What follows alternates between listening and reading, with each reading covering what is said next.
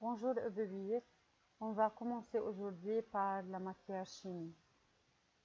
On va se rappeler des mélanges hétérogènes et homogènes, des corps purs, simples et composés. Au début, on sait que la matière se trouve sous forme de 3 états.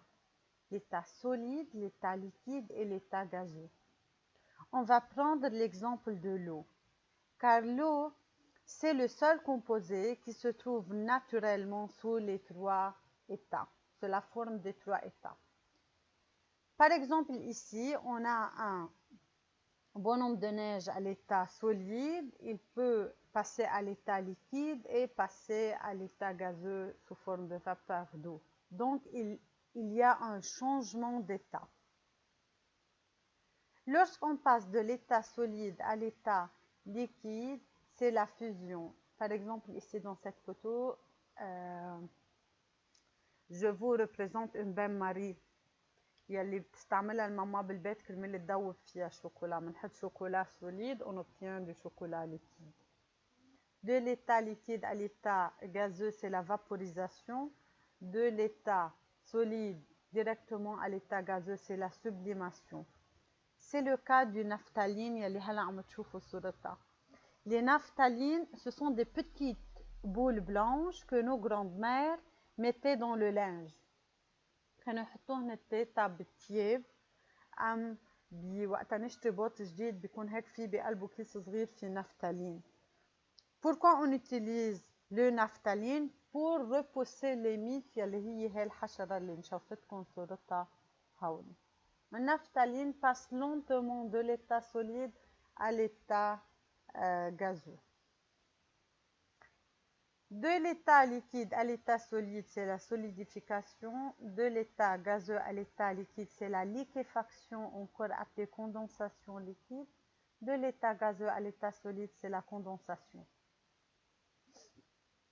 Un corps peut se trouver sous forme d'un mélange ou bien un corps pur. Un mélange peut être homogène ou hétérogène, composé ou simple. Corps pur, mélange, homogène, hétérogène. Dans cette vidéo, on va expliquer toutes ces notions. Observez ces deux tubes A et B. Dans chaque tube, on a placé deux substances. Dans le tube A, eau et huile. Dans le tube B, eau et sirop. Dans chaque tube, il y a un mélange. Car on dit on a un mélange lorsqu'il y a une association de plusieurs substances. Regardez attentivement ces deux tubes. Pouvez-vous repérer les constituants de chaque tube facilement? C'est facile de repérer les constituants du tube A, car l'huile forme une couche au-dessus de l'eau. Mais c'est difficile de récupérer ou bien de repérer les constituants du tube B. C'est difficile de trouver où est l'eau et où est le sirop. Un mélange peut être homogène ou bien hétérogène. Homogène lorsqu'il est formé d'une seule phase. Hétérogène lorsqu'il est formé de plusieurs phases. Dans le tube A ici, on a deux phases. On trouve la phase de l'huile et la phase de l'eau. Ce sont deux phases liquides distinctes. Dans le tube B, on trouve une seule phase. Pour cela, on dit que le tube A forme un mélange hétérogène, car on peut distinguer facilement les différents constituants. On a deux phases liquides. Par contre, dans le tube B, l'eau et le sirop forment un mélange homogène, car on observe une seule phase. À l'échelle moléculaire, ici, on va observer ces deux béchers. Les triangles jaunes représentent l'huile, les deux boules bleues avec la boule rouge représentent l'eau, ou le vert représente le sirop. Okay? Lorsqu'on a mélangé dans la première béchère de l'huile avec de l'eau, on remarque que l'huile ici les molécules de l'huile sont au-dessus des molécules de l'eau. Donc, les deux molécules ne sont pas mélangées. On dit que les molécules d'eau et huile ne sont pas miscibles. ما بيختلطوا مع بعض. Pour cela, ils forment un mélange hétérogène. لكن انتوا لازم تعرفوا شغلة. كل مرة بخلط شغلتين وبيكونوا هولي les deux substances ne sont pas miscibles, directement on obtient un mélange hétérogène. Ok? Donc, lorsqu'on mélange deux substances non miscibles, ما بيختلطوا مع بعض, le mélange obtenu est un mélange hétérogène. Par contre, ici, dans la deuxième bécher, lorsqu'on a mélangé de l'eau avec du sirop, on remarque que les molécules du sirop sont réparties dans tout le bécher entre les molécules de l'eau. Donc, les molécules d'eau et le sirop sont miscibles, يعني بيختلطوا مع بعض. Pour cela, on a obtenu un mélange homogène. On continue. Voici ici 4 béchers.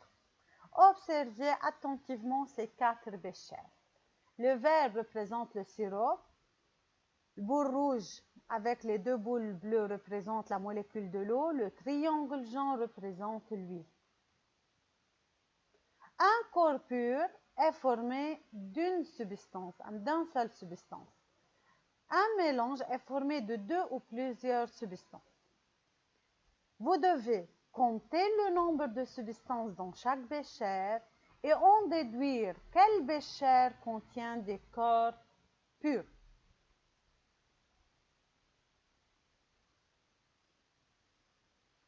On va maintenant distinguer entre corps pur simple et corps pur composé. On a déjà dit qu'un corps pur est formé d'une seule substance. Observez avec moi les deux béchers. La première bécher contient de l'eau et elle contient seulement de l'eau. Donc, elle est formée d'un corps pur. La deuxième bécher contient de même seulement de dioxygène. Donc, elle contient une seule substance, qui est le dioxygène. Alors, elle contient un corps pur. بالعربي بتطلع على البشر إذا بلاقي فيها سبستانس وحدة يعني كور بور فيها أكثر من سبستانس بتكون mélange. Observez avec moi la molécule de l'eau. La molécule de l'eau ici, elle est formée par l'élément oxygène et 2 éléments hydrogène. Elle est formée donc, l'eau est composée de 2 éléments différents, l'oxygène et l'hydrogène.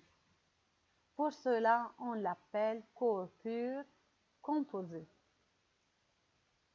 Par contre, le dioxygène, elle est formée de quoi? Seulement de l'oxygène. 2 boules qui sont quoi? Oxygène. Alors, le dioxygène est formé d'un seul élément qui est l'oxygène. Donc, c'est un corps pur simple. Donc, lorsqu'on a une seule substance dans le bécher, on parle d'un corps pur. Pour savoir si c'est un corps pur simple ou composé, tout simplement نطلع de quoi cette substance est formée. Est-elle formée de mêmes éléments ou des éléments différents? Un corps pur est formé d'une seule substance.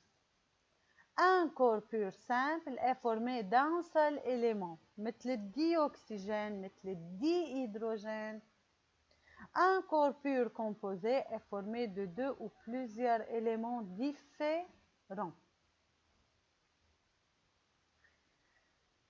Observez les 4 exemples ici et vous devez indiquer en justifiant, cela veut dire préciser quel est le mélange, quel est le corps pur simple et quel est le corps pur composé.